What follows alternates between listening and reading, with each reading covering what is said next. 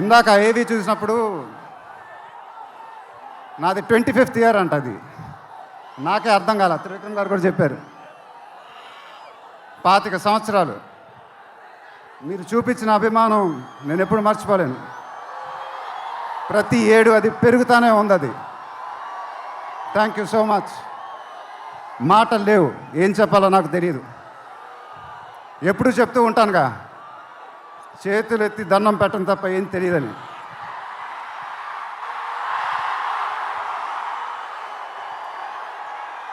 మీరు ఎప్పుడు నా గుండెలో ఉంటారు, ఎప్పుడు ఎప్పుడు ఎప్పుడు.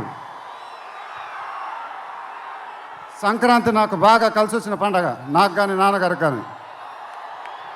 మా సినిమా సంక్రాంతికి రిలీజ్ అయితే అది బ్లాక్ బస్టరే. ఈసారి కూడా బాగా గట్టిగా కొడతాం, బాగా గట్టిగా. కానీ ఈసారి ఎందుకో కొంచెం కొత్తగా ఉంది, ఎందుకంటే నాన్నగారు మన మధ్య లేరు, అందువల్లేమో. ఆయన నా సినిమా చూసి రికార్డుల గురించి కలెక్షన్ గురించి చెప్తుంటే చాలా ఆనందం వేసేది. ఆ ఫోన్ కాల్ కోసం ఎదురు చూస్తూ ఉండేవాడిని. దానికోసమేగా ఇవన్నీ, ఈ సినిమాలు ఇవన్నీ. ఇప్పుడు అవన్నీ మీరే చెప్పాలి నాకు.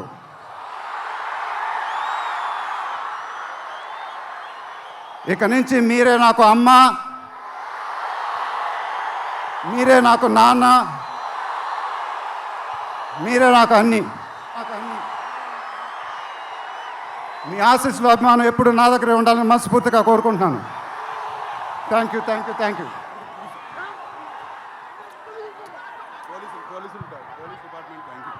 తర్వాత ఈ ఫంక్షన్ జరిగినందుకు ఆంధ్రప్రదేశ్ గవర్నమెంట్కి, పోలీస్ డిపార్ట్మెంట్కి మనస్ఫూర్తిగా కృతజ్ఞతలు చెప్పుకుంటున్నాను.